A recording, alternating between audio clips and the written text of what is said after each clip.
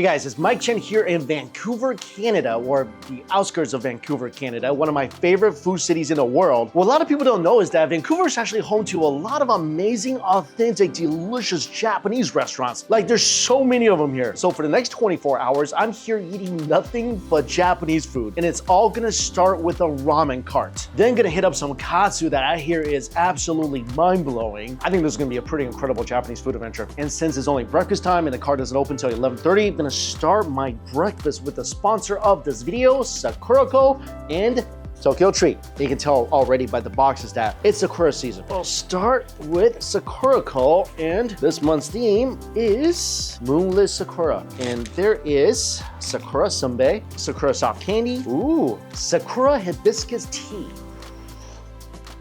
Oh, the tea is nice. It's so floral. All right, this Sakura cookie looks pretty good. It's like a frosting covered candy. It tastes like you're walking among the sakura trees. The cookie is so buttery too. Sakura mochi. Sweet, chewy with a light floral flavor. And if you guys don't know, Sakurako and Tokyo Treat are Japanese subscription snack boxes that are curated locally in Japan and shipped to you anywhere in the world. And the Sakurako box is filled with 20 traditional, authentic, artisanal Japanese snacks and teas, and there's always one home goods item. And this month's is, look at this, the Sakura plate. That's beautiful. Also, what I love about Sakurako is that they work with local Japanese snack makers, and a lot of them has been in operation for over 100 years. So you're really getting a taste of tradition here. And every single box comes with a booklet. It's gonna give you information about the snacks, where they're from, also fun information about Japan, Japanese culture. It's a fun read. All right, let's do Tokyo Treat. And this month's theme is Sakura Nights Snack Fest. And each Tokyo Treat box is filled with the most fun, exclusive, oftentimes limited edition snacks, of course, all locally sourced in Japan. The Kit Kat is something I look forward to every single month. This one's is matcha. Classic and delicious. Also, limited edition Sakura sandwich cookies. Kind of like a ginger snap cookie with a cherry blossom twist. There's also ponzu ramen. Ooh, truffle chips. Oh my God. If you ever see these, pick them up. Some of my favorite chips from Japan. I mentioned this before, but whenever I see these boxes on my doorstep, I feel so happy and sad because I love Japan. I miss Japan all the time. So it just makes me so happy to have a Japanese snack day. And I love the mission of this company, which is to experience Japan from the comforts of your own home through the snack boxes, which I completely agree with, because for me, the best way to explore different cultures is really just taking a bite out of it. So if you're interested in Japanese culture, Japanese snacks, or snacks in general, because these are all delicious, you're gonna wanna check out these boxes. Also, you can get a special Japanese matcha set for a limited time if you get an annual subscription with Sakurako or use code DUMPLING to get $5 off your first order. Click the link below or scan this QR code for more information and enjoy the beauty of nighttime cherry blossoms in your own home. As always, this is gonna be my breakfast, and see you for ramen.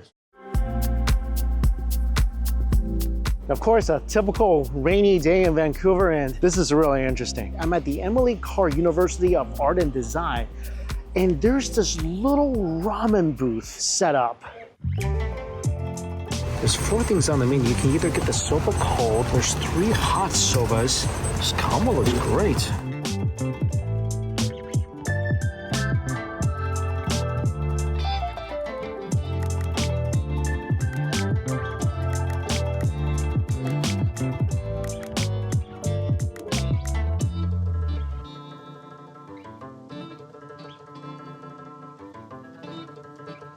Oh, arigatou gozaimasu. Okay, this is so exciting. I never had Okinawa ramen before, and I can't believe the first time I'm having it at this little ramen booth on a college campus. Itadakimasu. And I got the Tatchan combo. It has pork belly, pork soft bone, which pretty much is the pork cartilage. There's black fungus, green onions, and just a delicious smelling broth. Look at this thing. This looks absolutely gorgeous. The broth looks very light, so this is chicken broth. Wow, this is awesome. The broth, very, very light, but so much flavor and umami. And I haven't even got to the meat yet. Look at the meat, look at this. So this is the pork cartilage, as the chef explained to me. Look at this, you get a lot of meat in this bowl of ramen. A ginormous sized pork belly. Oh, pretty wide noodles. Oh, those are some scrumptious noodles. Nice and chewy, perfect texture. I can't get over how delicious the soup is. I'm usually not a fan of light soup because I like a ton of flavor. This is light soup with a ton of flavor. And the pork cartilage, look at this. Wow. Good amounts of fat on this as well. Oh my God. That is some melt in your mouth fatty pork. There's also Japanese pepper. Let's taste this with the Japanese peppers. Adds a bit of a kick. There's also this, look at this. Looks like some sort of chili sauce. Add some of that to the soup, just a little bit of taste. Oh wow, that definitely brings a ton of heat. Look at this.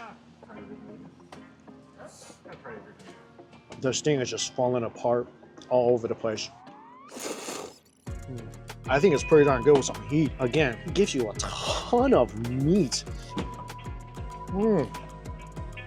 Oh, that is so soft. And whatever the pork is cooked in, both the belly and the cartilage, is adding even more flavor to the meat. This is feeling so good on such a cold, rainy day. Noodle texture's good, the meat's good, and the broth just ties it all together. Oh, this is the absolute most perfect first meal here in Vancouver. I'm so glad there's a little setup here. This honestly just feels like Japan right now. I kid you not. It feels like I'm on the streets of Japan eating at a ramen stall. It's that delicious and authentic. Oh, I finish every single drop. I also like the red ginger that's in here. Balances out the richness of the pork very well. Oh, that's a splendid bowl of ramen. I'm feeling all nice and toasty. So this ramen is here every Friday on this campus. I'll put their information down below. It changes locations. Make sure to check it before you go. First taste of Okinawa ramen. Pretty darn good. All right, it's lunchtime, and I've heard a lot of good things about this place. Also, rain stop. Welcome to Katsu San. Whoa, thanks so much. That's beautiful. I love Vancouver so much. There's so many amazing Japanese restaurants in Vancouver. And I got the assorted katsu platter. So it comes with pork loin, cheese katsu, and ebi katsu. There's a lot of stuff on here. There's ginger, radish, sesame dressing for the cabbage, rice, some sort of aioli, katsu sauce, salt, roasted sesame seeds, and a miso soup. Grind up the sesame seeds. I have not seen cheesy katsu since Japan. Oh, and this is a very, very cheesy, melty, cheesy katsu.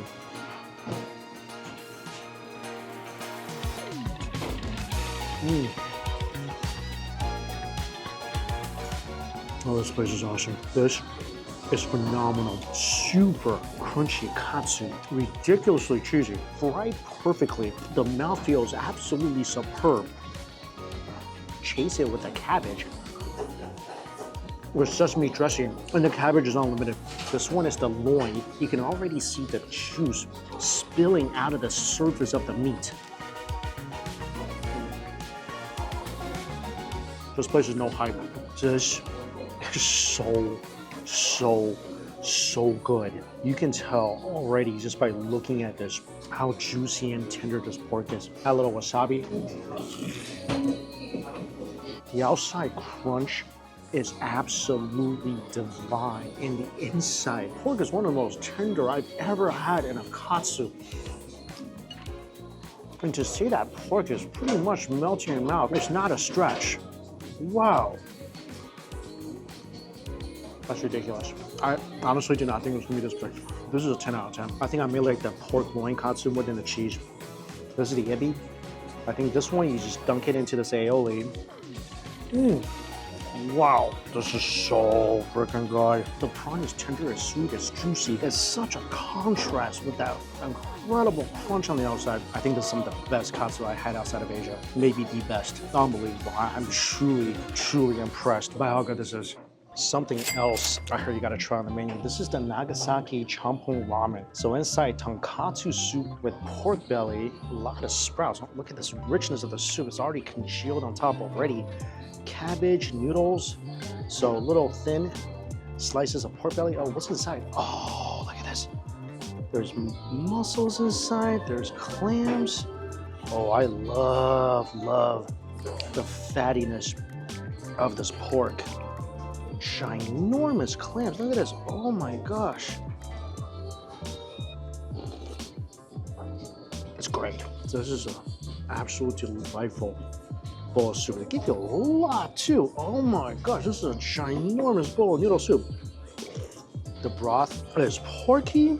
You taste the seafood umami inside this broth. Oh, this is really, really good. I was like kind of hesitant to order this because you're in a katsu shop. Typically, you don't get ramen, but I heard some people recommend this, and it's a phenomenal recommend.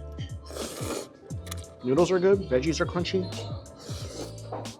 I love how fatty the pork is. I love how pretty much every piece of pork is just got so much fat on it. Clam solid, muscles good, and ginormous. I think when it comes to pork, this place definitely know what they're doing. All right, gotta hurry up and eat because they're closing soon. The next place I'm going to, this restaurant, I've been wanting to go for a long, long time.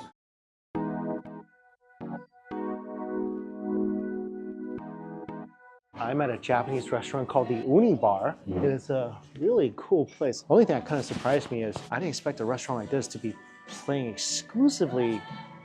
I think this is 90s country. I like it. I love country music. This is the stuff I used to listen to in Iowa. So this place, as the name suggests, there's a lot of dishes with uni or sea urchin. And I got their special uni ramen with a lobster tail. So uni lobster ramen and a bunch of other uni dishes that they recommend. I still can't get over this music selection for this place. I love it. You never hear this anywhere. 90s country. I know like every one of these songs. Okay, so this is the lobster ramen. Look at this. It smells so rich. You can basically smell the umami permeating from this bowl. Apparently, these two skewers are the lobster tail. So they fried the lobster tail.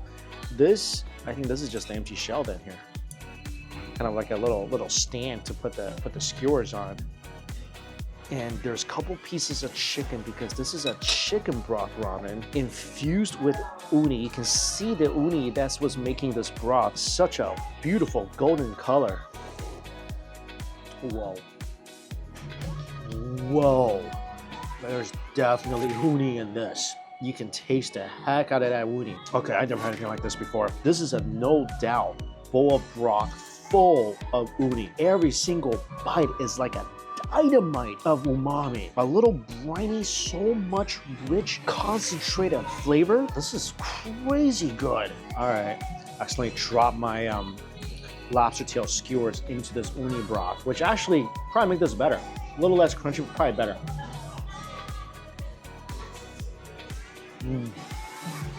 It's much better when the outside tempura is soaked in this uni broth. Oh my gosh, this is gonna be so much flavor in these noodles. Uni ramen, like some I had before, it was just ramen with a couple pieces of uni on top. This is, they cooked a lot of uni into this broth. Yeah, that awesome uni flavor is everywhere. The noodles are really good. Wavy, very al dente. The yellow noodles. This is one of the richest bowls of ramen I've ever had. The egg is gorgeous too, like two beautiful sunsets sitting in this bowl. So take the egg, give it a little dunk. Wow, that just made this whole thing even richer. This is such an intense bowl of ramen. And the chicken feels very, very tender as well. Very tender chicken. This whole thing is so good. Again, chicken broth, usually very light. It's so rich now with all this uni that's added in here. The flavor is as deep as the ocean. You can definitely taste the sweetness of the urchins. This is some good quality urchins they use in here. And because the broth is so rich, it's so easy for these noodles to grab hold of it. This thing is so good. It almost kind of makes you forget about the lobster tail skewers. But this is phenomenal as well. Really sweet, juicy lobster tail.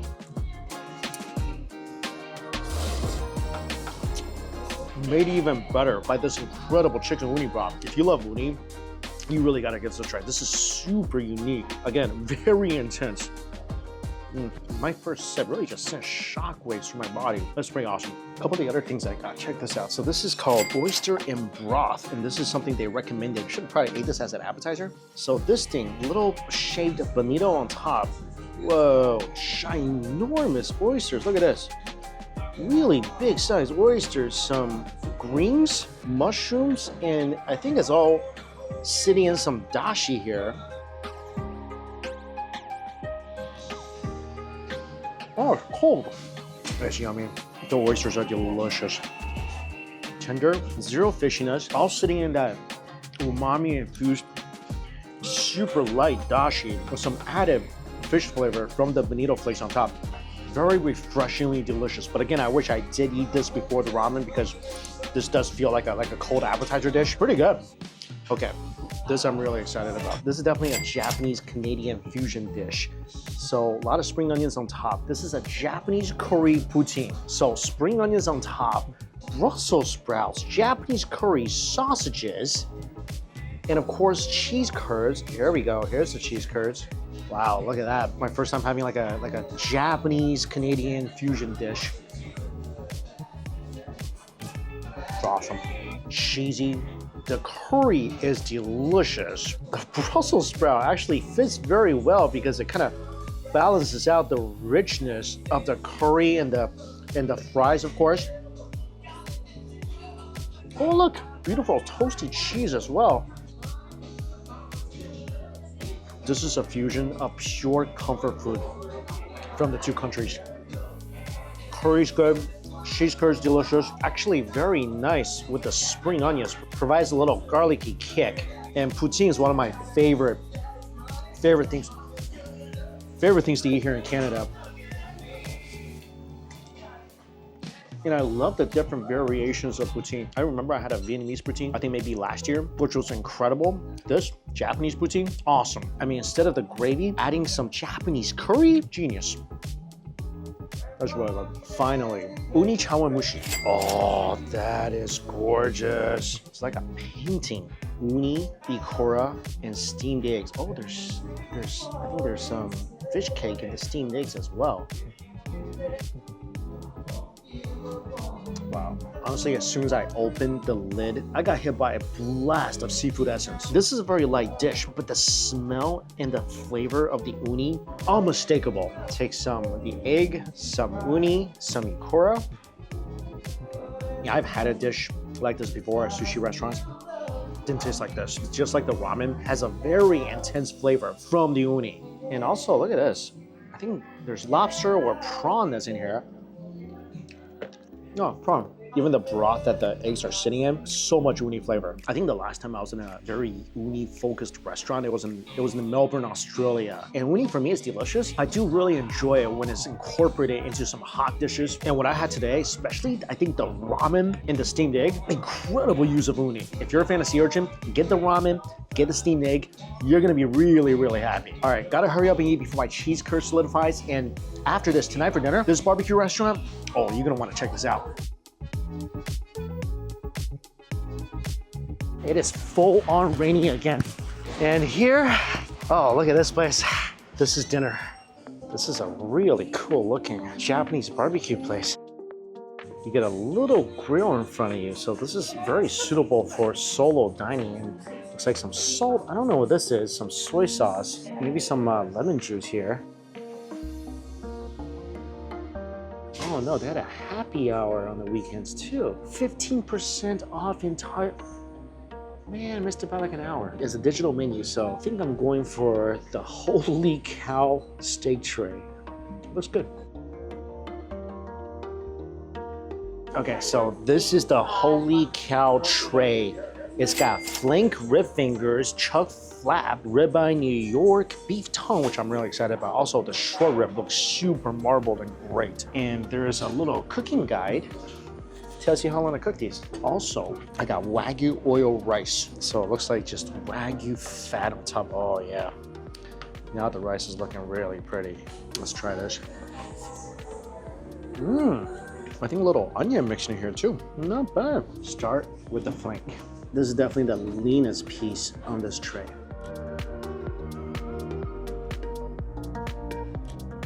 All right, let's try it. Chuck. Looks really juicy. So really, really juicy flank. I think a little salt, really all you need on this.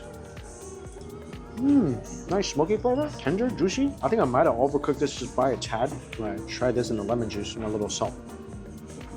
I don't think I've ever had steak with lemon juice before. I think that's just okay. Hell's barbecue sauce, not bad, but that was definitely a really lean cut of meat. Let's move on to this. I am really excited for this. This is the beef tongue. The tongue is one of my favorite cuts of beef, and they're saying to cook this for 2 minutes for medium well. So I think we're just gonna cook this maybe a little less than a minute on each side. They look not very thick. You don't want to overcook tongue. This cut, I am very excited about. Oh, perfect, more than perfect. I think tongue medium rare melts in your mouth. So snappy and tender. Actually, this grill gives off a nice smoky flavor. The tongue is absolute redemption from the flank. Flank, the first bite was pretty good. Later bites, a little tough. Yeah, you can bully this thing all you want. There is nothing tough about this.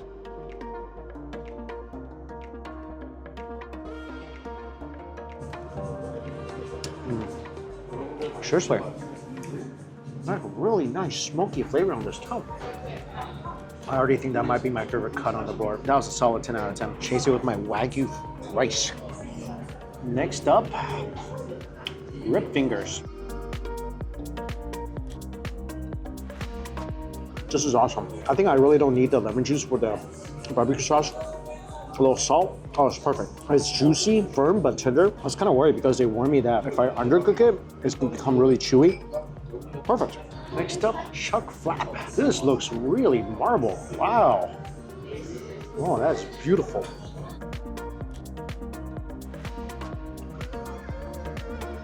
Oh, this is a really marble chuck flap. Wow, this tastes like Wagyu. Not A5, but this is incredibly marble. Very juicy, very fatty. You actually need that lemon juice to cut down the richness of the thing. It's very nice. Next up, there's a ribeye steak that's covered in peppers. I'm really excited for the short rib at the end. Save that for the end. That looks like the most marble piece. The ribeye, I don't know what I did. Did I overcook this? It's pretty good. I don't know why it looks kind of raw, but overcooked at the same time. Definitely very peppery. Pretty juicy, not bad. Next, New York.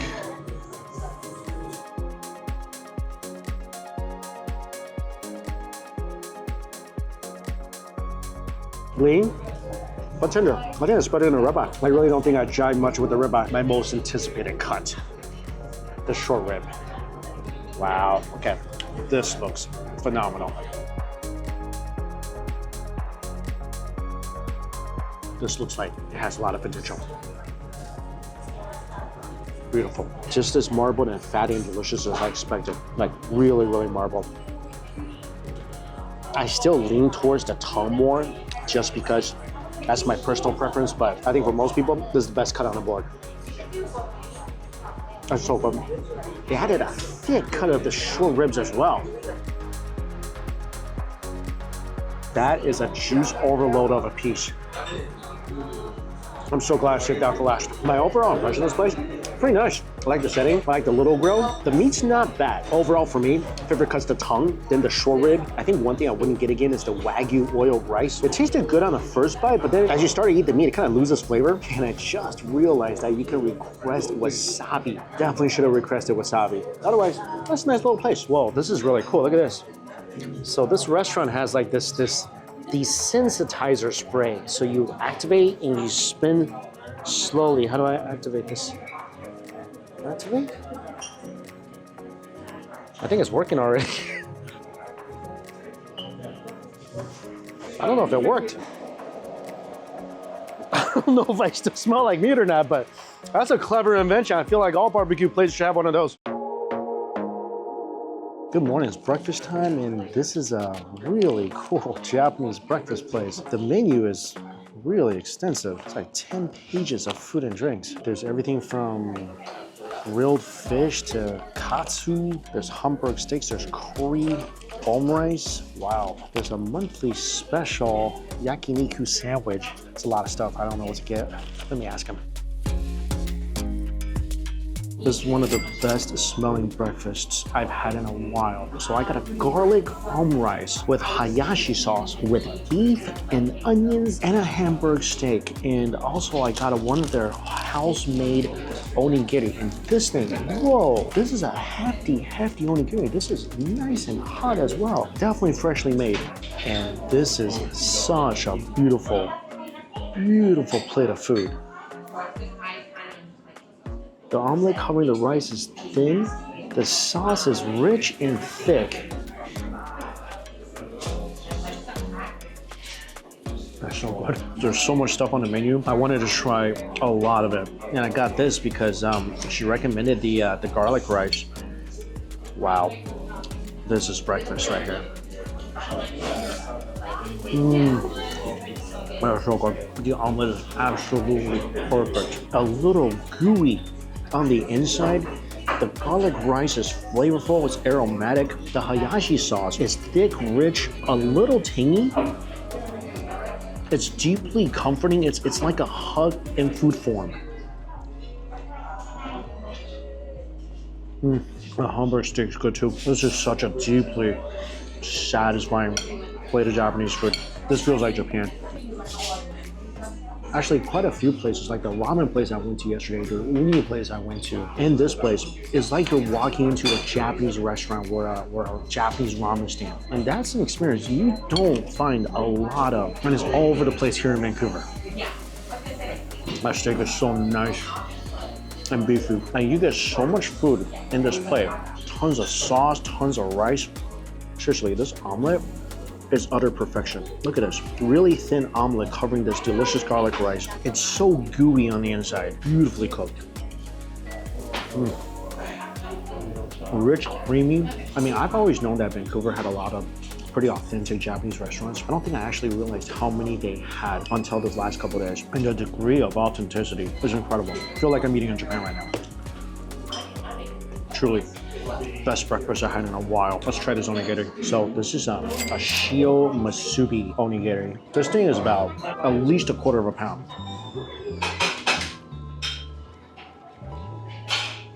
It's delicious. I got the shio onigiri because I actually never had a shio onigiri before. It's really good. I thought maybe I wouldn't like it as much because there's really nothing inside. The rice is fragrant. The seaweed's good. That's a pretty yummy rice ball. Also, I figured there's so much sauce that's gonna be left over in this dish. This will come in handy. This omurice though. I'm so happy to be eating this right now. And that's it for this short food trip here in Vancouver. I've been to a lot of Japanese restaurants around the Vancouver, Richmond area. A lot of sushi, barbecues, sushi buffets, tons of ramen places. So I knew Vancouver had a lot of really good Japanese food, but there is just so much. I think there's about like 20 places on my list I wanted to check out. Best thing over the last couple of days, I love the katsu. That katsu, man, just thinking about it makes me hungry again. And I just had an enormous breakfast. Oh, and that breakfast was awesome too. And first time having Okinawa ramen, that was pretty awesome. Definitely a good food trip, and there's much more to explore. And as always, I'll place that link to list down below for you guys. Thank you all so much for watching. Until we eat again. See you later.